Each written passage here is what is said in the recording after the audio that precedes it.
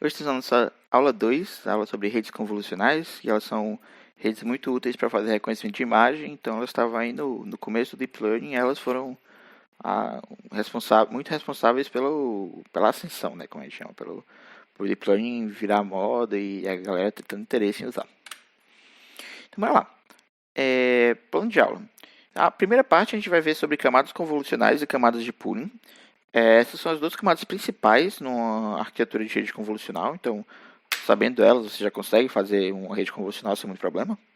Na segunda parte, a gente vai estudar as arquiteturas famosas, e aí a gente vai ver as arquiteturas que foram bem na ImageNet, como foi o crescimento delas. Começou a AlexNet tinha 8 camadas, a ResNet tinha 152, então o que foi que aconteceu aí, né? Como foi que eles conseguiram fazer isso. A gente vê o quão complicado, na verdade, assim, não exatamente complicado, mas o quão na época era muito difícil, a galera não sabia como fazer esse aumento, e como a gente terminou descobrindo várias técnicas que facilitavam muito mais você treinar redes profundas. E depois a gente vai ver algumas alternativas a essa camada convolucional padrão que a gente estava vendo aqui na primeira parte.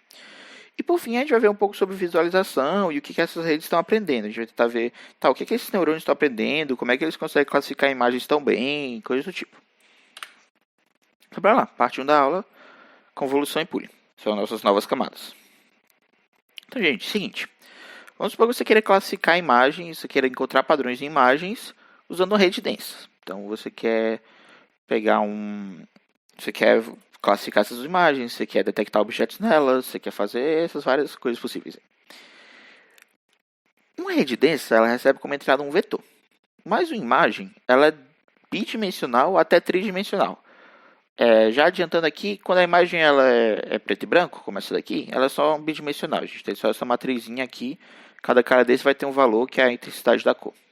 Na verdade, vai ser acho que em geral é o quão branco é a cor, o quão preto. Não sei de qual. Vai de 0 a 255 já. E aí, quando você tiver uma imagem que é RGB, que ela tem uma imagem colorida, na verdade, né, ela pode ser representada de vários jeitos. Um desses jeitos é o RGB. E aí você vai ter 3 caras desses, cada um vai estar dizendo qual a intensidade da cor ali. E aí, quando você combina eles 3, você consegue gerar a imagem. Você vai combinar a intensidade de cada uma das 3 cores, o verde, azul e vermelho. Nessa posição, você vai gerar um pixel com uma cor específica, nessa aqui e tal. Quando você juntar tudo, você tem uma imagem colorida. Existem outros jeitos de representar, mas em geral a gente vai precisar realmente de algo tridimensional. Você não vai conseguir mais representar só com algo bidimensional. E aí é que vem a coisa, como que a gente vai passar esse objeto aí de 2, 3 dimensões como um vetor? E a primeira ideia você tem é achatar. Então, para essa imagem aqui mais simples, achatar seria eu pegava cada coluna dela e colocava um em cima da outra. E aí gerava esse vetorzão aqui. Beleza. Qual o problema com isso? O problema com isso, gente, é que a gente perde qualquer informação de localidade, né? Assim, não qualquer, a gente perde a maior parte dela. Então, esse cara aqui, antes, ele era vizinho desses 3. E, por exemplo, ele está a distância 2 desse, e a distância muito alta desse. Mas quando a gente transformar isso aqui nesse vetor, isso some. Tipo, não tem mais. Esse cara ele não está mais ao lado desse. Esse cara está aqui e esse está bem aqui embaixo. Eles já estão bem distantes um do outro. Então você perde muito dessa informação de quem estava próximo de cada um. Você perde essas informações de localidade em 2 dimensões que você tinha antes. E isso é um efeito bem sério, porque, por exemplo, eu só coloquei o meu T aqui para o lado, eu só transladei ele. E olha o que aconteceu. Tipo, o vetor mudou absurdamente. Agora, esse cara não parece ter nada a ver com o original, só que a gente tem a mesma imagem. Então, se a minha rede densa for ter que aprender a mexer com isso, ela vai ter que aprender primeiro essa invariância, né? Essa coisa que você fazer uma translação não muda realmente o conteúdo da imagem, muitas vezes. E depois de aprender isso, ela vai ter que aprender a fazer a classificação. Então, é muito mais complicado para uma camada densa que teoricamente ela não tem informação nenhuma, né? Ela começa conectando todo mundo com todo mundo sem pensar em nada. Como que ela vai conseguir aprender tanta coisa? Vai ser muito mais difícil. Um outro problema é o custo computacional elevado, porque vamos falar aqui de 2 datasets famosos, né? O MNIST, que ele é um dataset mais brinquedo, é mais quando você está aprendendo, ou para testar uma ideia bem rápido, e a ImageNet. O MNIST é um dataset de dígitos, então são 10 classes, 0 a 9, você quer fazer a classificação dele. É preto e branco, então vai ser só bidimensional. E a gente está falando de imagens 28 por 28, que está 784. E aí imagina que você quer colocar uma primeira camada, essa primeira camada tem dimensão 1000, porque a gente quer aumentar a dimensão, né? Quando você aumentar a dimensão é mais fácil encontrar um separador linear, que a gente viu na aula passada.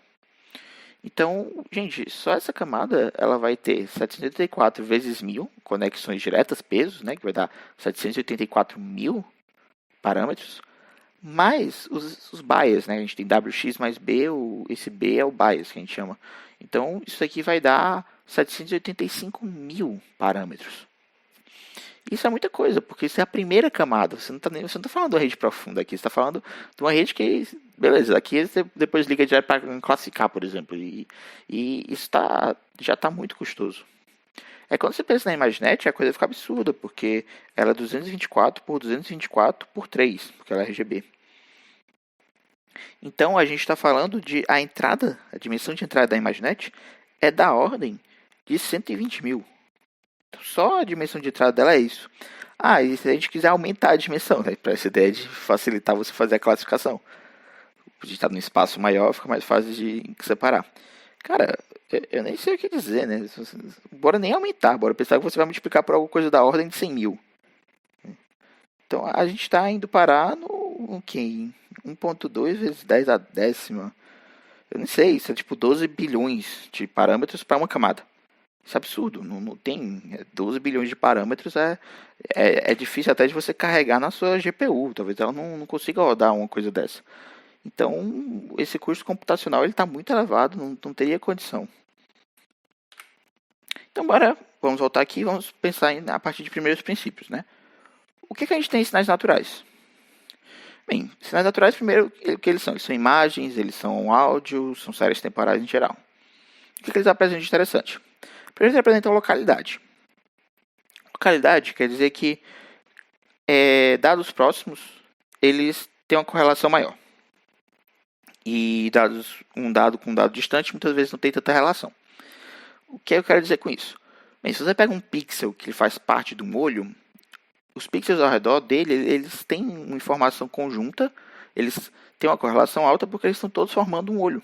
Então, muitas vezes vão ter cores parecidas, eles estão formando essa estrutura.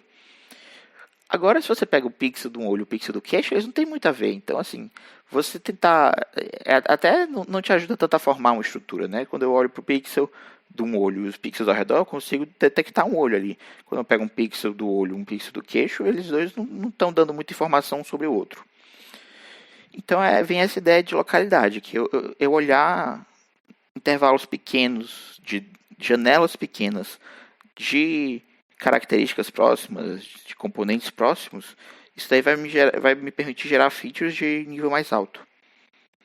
Vai permitir identificar essas características de nível mais alto. E aí vem a ideia da composicionalidade também, que é o quê? É que, dada uma coisa complexa, se eu conseguir entender os componentes dela e como eles se juntam, eu consigo entender essa coisa maior. Então, por exemplo, se eu consigo detectar os olhos, nariz, boca e combinar eles, eu consigo detectar uma face.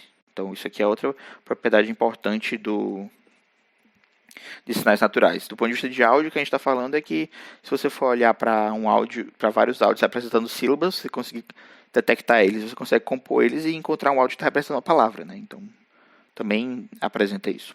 E por fim, tem essa ideia de invariância à translação. Então, se eu pegar esse cara e eu só movo ele para cá, ele continua sendo a mesma coisa. Não importa para onde eu mover ele, a informação ainda é a mesma, o objeto é o mesmo. Então, tem essa outra propriedade importante. Então, a gente vai tentar se aproveitar dessas propriedades. Por exemplo, localidade. A gente vai pensar em fazer conexões locais. Então, conexões locais, um neurônio, em vez de ele estar ligado a toda a imagem, ele vai estar ligado só a uma seção pequena da imagem, que vai ser quem ele vai estar prestando atenção e que vai ser onde ele vai estar tentando detectar esse padrão. Composicionalidade, bem, é deep learning, né? Aprendizado profundo. Então, sempre a gente está lidando com composicionalidade. A gente está supondo que você vai usando várias camadas, as camadas vão conseguindo aprender características, e aí a camada da frente vai aprender uma característica de nível mais alto e assim diante. Como? Compondo a informação das camadas anteriores. Isso aqui é padrão. E por fim, essa ideia de invariância à translação, ela vai vir do que a gente fala de compartilhamento de pesos, ou em inglês weight sharing, que vai ser basicamente vários neurônios terem os mesmos pesos. E aí qual é que é a ideia? A ideia é que cada um desses neurônios ele vai detectar a mesma coisa, só que em lugares diferentes da imagem. E aí vem esse ponto, a gente já está falando, a gente já está colocando na nossa camada o fato de não importa onde o padrão aparecer na imagem, ele sempre vai ser o mesmo padrão. Não importa onde que eu mudo, onde que eu coloco a posição desse cara, ele sempre é essa, sei lá, batata estranha. Então bora ver aqui, camada local. A ideia dela é que cada neurônio vai se conectar apenas a alguns neurônios da camada anterior, como eu tinha dito. Então, em vez de eles conectar a todos, eles se conectam a um subconjunto. Isso vai ter um custo menor, a gente vai ter bem menos parâmetros, o custo computacional é menor. E vai ter um maior foco na localidade, que é o que a gente queria. Então, isso aqui é como uma camada densa, né? Tem esse cara, ele está se ligando em todo mundo. Esse aqui é um neurônio, está ligado em todo mundo. Para uma camada local, não. Eu tenho esse neurônio, e ele está ligado só a esses 4. Ele está ligado só a caras que estão próximos aqui localmente uns dos outros. E aí, da camada local para a camada convolucional é bem simples. A gente adiciona a ideia do weight sharing, né, desse compartilhamento de parâmetros. Então isso aqui vai reduzir ainda mais o custo, porque agora eu não vou ter nem que guardar tantos pesos de neurônio. Eu posso pegar vários neurônios e eles vão estar usando os mesmos pesos. E isso aqui ele vai ter esse ponto da invariância da translação. Então ele vai estar usando isso, a gente está usando isso para reduzir os pesos, mas ao mesmo tempo a gente já está a gente já está adicionando aquilo que a gente tinha chamado de viés indutivo à camada, dizendo que, ok, para o que você está olhando vai existir uma invariância da translação. Então ela não tem que aprender isso do zero. A gente já está encodando essa informação na própria camada. E como funciona essa camada convolucional? Bem, basicamente elas vão ser essas coisas que a gente chama de filtros ou kernels. E aí vai ter um equivalente dela na imagem. Eu multiplico cada equivalente, então esse com esse, o do centro com o do centro, e somo eles. E esse resultado é o que vai gerar a saída do meu neurônio. E aí quando eu terminar de fazer isso com essa primeira janela, eu ando com o meu filtro para o lado e faço isso com a próxima janela. E aí quando eu tiver terminar nessa linha, eu ando com o meu filtro para baixo e faço na minha próxima janela. E assim diante. Então ele vai só andando e fazendo isso. E aqui você vê, né? Primeiro, localidade. Ele está se conectando só esses 9 caras aqui. Segundo, a ideia de compartilhamento de peso. Eu estou usando o mesmo peso para gerar a saída de vários neurônios. Ponto importante. Mas você não disse que a imagem, quando ela tem cor, é RGB? O que acontece? Quando ela tem cor, ela é tridimensional? O que acontece? Bem, basicamente, o que vai acontecer é que em vez de ser um filtro ele ser um quadradinho, o seu filtro ele vai ser um cubo. E aí agora vai ser a mesma coisa. Esse cara vai se multiplicar com o equivalente dele, esse com o equivalente dele na imagem. Quando terminar tudo, você soma todos esses, soma a um viés e manda, tá aqui a saída do primeiro cara. Aí eu vou andar, multiplica todos os mesmos caras, soma com o mesmo viés, vai gerar aqui a saída para o meu próximo neurônio. Beleza. Então aqui, a matriz multiplicada desse carinha aqui, esse cubo, ele se chama de filtro ou kernel. Então são os dois termos usados. O tamanho dela, que a gente chama de campo receptivo, que é basicamente o tamanho do campo da camada anterior, ou da imagem, se a gente está no começo, que esse cara consegue ver. Por exemplo, esse cara aqui é de um 3x3, então ele consegue ver um tamanho 3x3 aqui. Quando a gente começar a compor as camadas, o que acontece é que se esse próximo cara também tiver uma visão 3x3, ele é equivalente a algo maior na camada inicial, né? Então, cada neurônio da camada mais profunda ele tem um campo receptivo maior do que o da primeira camada, das camadas mais do começo. E esse resultado aqui é o que a gente chama de um feature map ou mapa de característica. Então, o que esse cara representa na verdade? Bem, esses pesos eles estão representando se existe um determinado padrão aqui. E até vamos dizer, a intensidade desse padrão. Então, o que acontece é que em cada posição dessa eu estou dizendo para o campo receptivo dele, para os caras que ele olha, existe esse padrão e o quão forte é esse padrão. E aí eu estou fazendo isso para todo mundo desse feature map, desse mapa de características. Você, como você ensinar vários neurônios tentando identificar o mesmo padrão. Daí que vem a ideia desses parâmetros da camada. Então, por exemplo, o número de kernels. Se você usa um kernel só, ele vai estar aprendendo a detectar só um padrão. A gente não quer isso. Então, geralmente, você vai usar um número maior, 32, 64, geralmente potência de 2. Para você detectar vários padrões diferentes, você vai ter vários feature maps. Cada feature map detectando esses padrões diferentes. Tamanho do kernel. Geralmente, o kernel é quadrado. A gente vai ver a inception, a exceção, mas, em geral, a gente tem um kernel quadrado. Então, o tamanho dele é o tamanho dessa lateral aqui. Então, 5x5, por exemplo. pode ter um 3x3, que são os mais comuns. Geralmente também é um número ímpar por um número ímpar, porque aí ele consegue ter essa noção de centro.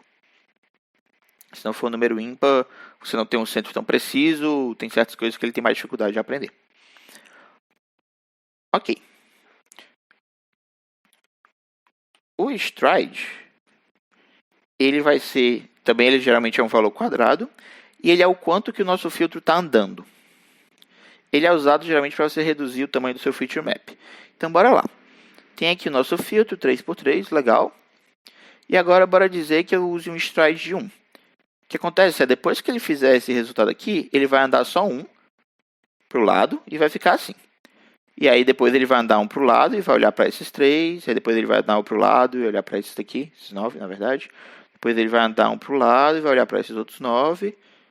E assim diante, até ele chegar aqui na beira e descer só 1 e olhar para agora esses 3. Beleza. Se for um stride de 2, você vê que ele já deu um salto.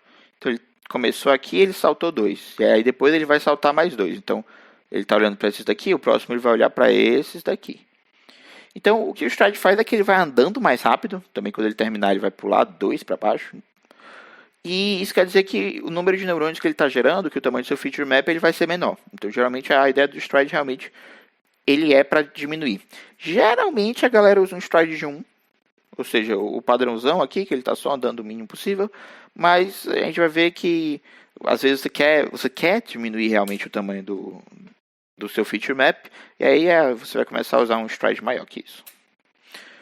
Por fim, tem essa ideia do padding. O padding, ele na verdade é um número, mas tem 3 paddings conhecidos, que é o nenhum, válido e o mesmo. Então, o padding é que você adiciona zeros ao redor da sua imagem. Para que eu adicionaria zeros? Porque eu estou diminuindo o meu resultado, né? Você está falando que você quer diminuir, mas a gente tem que ter mecanismos para poder controlar, né? Às vezes diminuir, às vezes manter o tamanho, esse tipo de coisa. Então, por exemplo, se eu pegasse minha imagem original e eu passar uma 3x3, ele vai aqui, ele gera uma saída disso, 2, acabou, desce, 1, 2. Então, esse meu cara 4x4, ele vira um 2x2. E assim, já morreu, já está ridiculamente pequeno. Então, uma coisa que a gente pode fazer é adicionar esses zeros na borda. E com isso, agora, é como se a minha imagem tivesse aumentado. Em vez de eu ter uma imagem 4x4, eu tenho agora uma imagem 6x6. Então, quando eu for passar esse meu filtro, agora o resultado dele, em vez de sair um 2x2, ele vai sair um 4x4. Eu vou conseguir manter o tamanho original da imagem. E também permite que, por exemplo, algum filtro aprenda um padrão só dessa borda, né? Porque ele vai estar, parte dele vai estar multiplicando por esses zeros e a outra parte vai estar multiplicando aqui. Então, tem essa vantagem. Tá, padding ele é o número, você pode escolher, mas esses comuns. O none, o nenhum, é não ter nenhum padding. Então, não tem nenhum padding, tem aqui a minha imagem, a imagem diminui do jeito que ela tem que diminuir. O valid, ele em geral vai estar lidando com algum padding que permita que a imagem ainda exista. E o same é o padding que a gente precisa para ele manter o tamanho. Então, você quer só manter o tamanho, você usa o same. Beleza. Vamos olhar aqui para a saída da camada. Se a gente tem uma dimensão de entrada, W de largura, H de altura e C canais, e a gente tem N kernels, cada kernel tamanho K por K, um stride S e um padding P, ok, muitas variáveis, mas tudo vai fazer sentido, calma. Qual é que é o tamanho da minha saída? Então, vamos lá, primeiro, se a gente tem N kernels, são N feature maps, então vai ser N por alguma coisa. Se alguma coisa vai ser a altura e largura dele. Bora ver aqui a largura. Tá, essa expressão parece complicada, mas bora simplificar um pouco ela. O que é esse W mais 2P? Se eu tenho 1 de padding, eu aumentei em 2 o tamanho da minha imagem. Então, aqui era um 4x4, coloquei 1 de padding, ele foi parar num 6x6. Beleza. Então, esse W mais 2P e esse H mais 2P, eles vêm ambos dessa mesma ideia que eu estou aumentando 2 vezes o tamanho do meu padding para a minha imagem. Menos K. Menos K é o tamanho do kernel. Então, por exemplo, se eu pegar aqui um kernel 3x3, eu estou dizendo que eu vou subtrair 3 do tamanho da minha imagem. E agora eu vou dividir pelo stride. Por que eu divido pelo stride? Porque quando o stride ele é só 1, a gente vai aqui, 1, 1, 1. Quando o stride ele é maior, eu vou dar saltos muito maiores, isso aqui vai reduzir muito o tamanho, no caso vai reduzir de forma proporcional o tamanho do meu feature map. Você pode brincar um pouco com esses valores, fazer mais ou menos na mão, quando ele está andando, e se convencer que esse sobre S faz sentido. E esse mais um é só questão de contagem, né? Quando você tem um 3x3, por exemplo, aqui é 4, ele vai ser 1, 2. Ele consegue caber... É basicamente você olhar qual o número de caras iniciais que a gente tem, né? Então, quando eu estou olhando 3x3, ele começa nesse, e o último cara válido para ele é esse aqui, porque depois ele ia sair da borda, se não tivesse padding. Então, esse mais um ele só faz parte da nossa contagem.